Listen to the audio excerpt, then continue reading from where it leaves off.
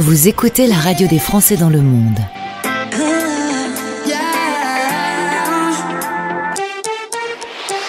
Le podcast. C'est un rendez-vous que l'on aime retrouver sur la radio des Français dans le monde. Un fil rouge, on suit une famille dans leur aventure, dans leur décision de quitter la France et de vivre l'international. C'est une famille au Canada, c'est même le nom du compte Instagram. On retrouve Sarah. Ça fait longtemps qu'on ne s'est pas parlé, il y a eu pas mal de changements. Bonjour Sarah. Bonjour Gauthier, bonjour tout le monde. Oui, ça fait longtemps, c'est vrai. Ah bah oui, la dernière fois il faisait trop chaud, aujourd'hui il neige, donc il y a un contraste. Ah oui, donc c'était il y a au moins 2 ans là, oui c'est vrai. On s'est parlé, gros changement. Le dôme de chaleur à Vancouver, on n'avait jamais entendu parler de ça et tu nous avais commenté une ville qui étouffait un peu. Ouais, c'est ça. C'était pas facile. Mais maintenant, on n'a pas reconnu ça, ce dôme de chaleur. On est plus sur des incendies ou de la neige. C'est au choix. Alors, on va expliquer un petit peu le cheminement de la famille. D'abord, tu es originaire de Normandie et du Pays Basque. Salutations d'ailleurs à cette région qui vient de prendre un gros coup de vent. D'ailleurs, tu as eu des petites nouvelles de la maison que tu as là-bas et elle a pris un petit coup de vent. Elle a pris un petit coup de vent, exactement, oui. Mais c'est que du matériel, donc ça va. En 2019, vous décidez de partir pour la première fois vivre une expatriation. C'est le Canada qui va être retenu. Vous partez avec un enfant et vous arrivez à Vancouver. Est-ce que tu peux nous rappeler pourquoi vous aviez choisi et le Canada et Vancouver en particulier ? Mon conjoint était militaire en France et il a voulu quitter un peu ce monde militaire et pour se reconstruire, il fallait qu'il parte ailleurs de la France. Donc, on a décidé de faire une expatriation et pour les Français, c'est beaucoup plus simple d'expatrier au Canada, comme un pays au Canada, que pour, par exemple, aller aux États-Unis ou en Australie. Donc, c'est pour ça qu'on s'est penché sur cette destination.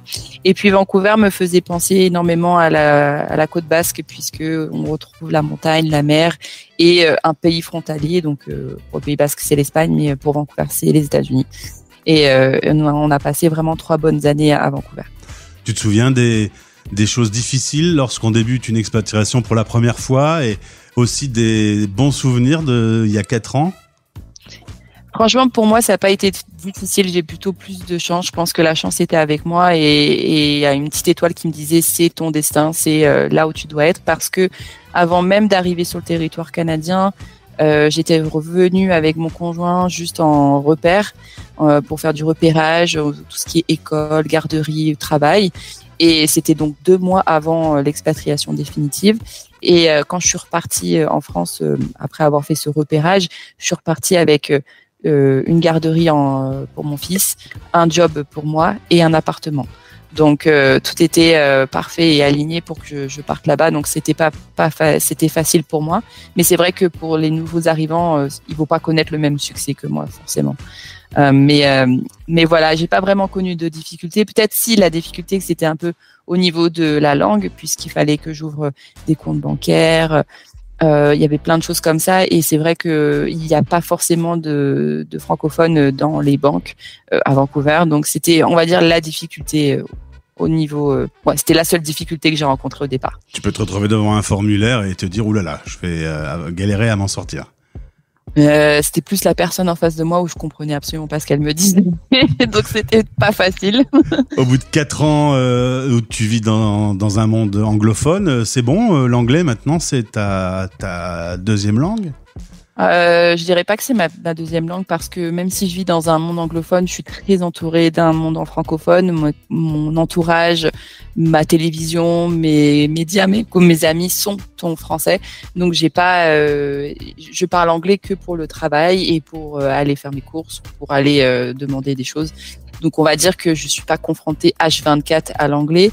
Et bien heureusement parce que ça serait c'est pas ça que je cherche non plus d'être que en anglais, mais je dirais que je m'en sors beaucoup mieux qu'il y a 4 ans, que je peux tenir une conversation sans problème, que je peux travailler sans problème, mais je suis pas du tout parfaite en anglais, pas du tout. Et les enfants, je suppose que eux ça va beaucoup plus vite que toi ? Eux, il y a 10 niveaux au-dessus de moi. Oui, je m'en doutais.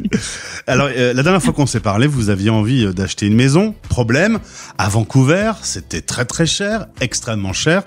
Vous avez décidé de quitter donc du coup cette grande métropole pour vous installer à Calgary. Le choix est tombé sur Calgary comment ? Calgary, en fait, moi, j'avais été passer quelques jours en Alberta, donc c'est dans la région où ça se trouve, Calgary, parce qu'il y avait les plus beaux lacs canadiens avec l'eau turquoise que vous pouvez voir sur les photos Google, etc. Et je me suis dit, waouh, j'adore cette région, c'est magnifique. Bon, il fait un peu froid, je m'y intéresse pas forcément. Et puis, quand on a vu que le marché immobilier était compliqué à Vancouver et dans d'autres régions du Canada, on s'est dit, il faut qu'on se pose les bonnes questions. On voulait rester dans un environnement anglophone, pas trop loin de Vancouver, avec un aéroport international et éviter la pluie. Voilà. Parce que Vancouver, c'est quand même l'île où il pleut énormément. Donc, c'est vrai qu'on voulait un peu s'éloigner de ça. Et donc, je pense que Calgary a été le meilleur choix, puisque c'est la région qui est à côté de la Colombie-Britannique où il y a Vancouver. Et on a pas mal d'amis à nous qui sont partis de Vancouver pour vivre à Calgary. Donc, du coup, ça a été plus simple parce que on a eu leur retour, et on a vu que le marché d'immobilier était 3 fois moins cher qu'à Vancouver. Donc, le choix a été facile, en fait. Alors, coup de cœur pour la région des Rocheuses. Vous avez maintenant une grande maison indépendante. La famille grandit tout doucement, donc tout se passe bien. Monsieur vient de lancer son propre business de plomberie. Alors, est-ce que la légende que monter sa boîte au Canada, c'est facile est vraie? Alors, c'est très simple et très rapide. Ça, c'est clair.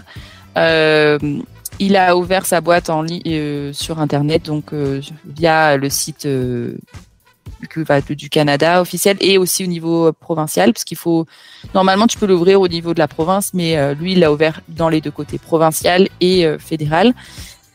C'était très simple, il a juste payé ce qu'il devait payer, c'est pas cher en tout, je crois que pour l'inscription, le registre, etc. il en a eu pour $1,200, c'est pas énorme pour une création d'entreprise, pas forcément obligé d'emmener du capital. Tu peux être à zéro, voilà. Mais pour une création d'entreprise, c'est assez simple et rapide. Et toi, tu bosses en télétravail, tu es commercial et tu bosses de chez toi. Maintenant, on va pas mentir, votre installation à Calgary, c'est pas exactement comme tu voulais, notamment le fait d'avoir laissé pas mal d'amis à Vancouver. Tu te sens un peu seul? Ouais, je dirais pas seule non plus parce que je suis quand même partie à Calgary avec ma meilleure amie de Vancouver. Donc c'est quand même un plus pour moi, c'est-à-dire que je sais que j'ai quelqu'un ici qui en plus vit à 3 minutes à pied de chez moi. Donc c'est quand même un gros avantage, mais c'est vrai qu'au niveau moi j'ai besoin d'être entourée socialement. J'aime ma famille, mais j'ai besoin d'avoir un environnement social comme j'avais à Vancouver ou en France. Et c'est vrai qu'à Calgary, je ne l'ai pas retrouvé. J'ai fait quelques rencontres. Malheureusement, ça n'a pas forcément abouti. Il y en a d'autres, si. Je suis toujours amie, mais c'est vrai que c'est pas du tout la même relation que j'ai pu avoir à Vancouver, où là, je sentais que c'était plus comme une nouvelle famille à Vancouver. Ici, non. Calgary, c'est que des nouveaux arrivants, tout comme moi.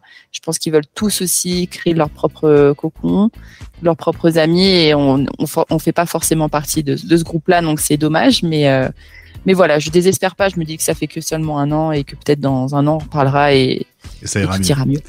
Alors, on te suit sur Instagram, beaucoup de personnes, 30 000 abonnés, parce que tu as décidé d'orienter ton compte avec plein de conseils pratiques sur la vie au Canada. Ça reste encore pour les Français de France un fantasme d'aller vivre dans ce pays. Exactement, j'ai voulu montrer, parce qu'en fait, quand je rentrais en France, à chaque fois, j'avais les mêmes questions de mes amis en disant, mais c'est comment la vie, qu'est-ce que tu fais? Moi, j'aimerais bien que tu me montres ça. Et c'est vrai que je le faisais pas forcément au quotidien, parce que ça m'intéressait pas de montrer à quoi ressemble une bouteille de lait. Mais faire des comparaisons entre les produits qu'on peut retrouver en France ou les normes des maisons, je pense que c'est des sujets qui peuvent intéresser beaucoup de gens, et c'est ce qui a fait que mon compte Instagram a grandi, je pense. Et puis des belles photos aussi, hein, Sarah? Oui, évidemment, je suis dans une région où forcément le cadre s'y prête, donc on en profite. Retour en France pour toi et les enfants. Monsieur reste au Canada, il est bien là-bas. Ouais, il est bien au Canada. Alors lui, ça l'intéresse pas forcément de rentrer en France pour être face aux mêmes difficultés, aux mêmes choses. Ça l'intéresse pas, même si la nourriture, sa famille, voilà, il aimerait les voir plus souvent. La nourriture lui manque beaucoup. C'est pas pour lui vital de rentrer en France. J'aimerais qu'il rentre avec nous cette année, mais bon, comme là il vient d'ouvrir son entreprise, j'imagine que c'est pas forcément possible. Mais moi, c'est obligatoire. Je rentre tous les ans. C'est super important pour nos enfants qui côtoient notre famille, qui connaissent leurs grands-parents, leurs oncles et tantes, et puis qui connaissent aussi leur pays maternel, quoi. Donc voilà, moi j'aime trop revenir. Je fais un peu le tour de France à chaque fois et j'adore ça. Le fait aujourd'hui d'avoir décidé d'acheter une maison, il y a un ancrage quand même. Est-ce que la famille va rester là ou est-ce que les choses peuvent évoluer dans le futur? Vous vous êtes donné des objectifs? On espère que le business d'Alex fonctionnera. Si ça fonctionne pas, je suis pas fermée à partir ailleurs, dans un autre environnement, dans un autre pays. Je ne pense pas redéménager de région au Canada, à moins que ce soit professionnellement, au niveau professionnel. Mais si ça fonctionne pas à Calgary, ça sera ailleurs, hors du Canada. Il doit pas y avoir mais je ne rentrerai pas en France. Il doit pas y avoir une très très grande communauté de Français à Calgary. On n'est pas énorme, mais il me semble qu'on doit à peu près être 5 000 ou 6 000 Français, à peu près comme ça. Donc on est dans une ville où on est plus de 1 600 000, je crois. Donc c'est quand même beaucoup. Mais la communauté, elle n'est pas énorme. Mais c'est quand même bien de sentir un peu à part parce que il y a quand même des Français, mais il y a aussi des Québécois qui sont là. Donc j'imagine qu'on est un peu plus au niveau francophone. D'accord. Au niveau francophone, mais c'est bien parce que nous, au niveau du travail, ça fait un plus de savoir qu'on parle en français et anglais. Ça peut être un avantage. Bien, Sarah, en tout cas 4 ans après être partie de France, pas de regret pour toute la famille? Aucun regret. Comme ça. On est trop bien. Comme ça, c'est clair. Merci de nous avoir donné des nouvelles parce que du coup, on a envie d'en avoir avec ces années qui passent et ces changements dans vos vies. Le meilleur pour le nouveau job de monsieur. J'espère qu'il trouvera plein de clients et de toute façon, la robinetterie, partout dans le monde, on en a besoin, je crois. Hein. Exactement. Je pense pas que ce soit les clients qui vont manquer. C'est juste qu'il faut se concentrer un peu plus sur le côté marketing pour se faire connaître et voilà. Mais ça devrait aller. Eh bien, bon courage à toute la famille. Tu les salues. Merci beaucoup. Au plaisir de se retrouver. Salut. Merci beaucoup. Merci Gauthier. À bientôt. Bye. Françaisdanslemonde.fr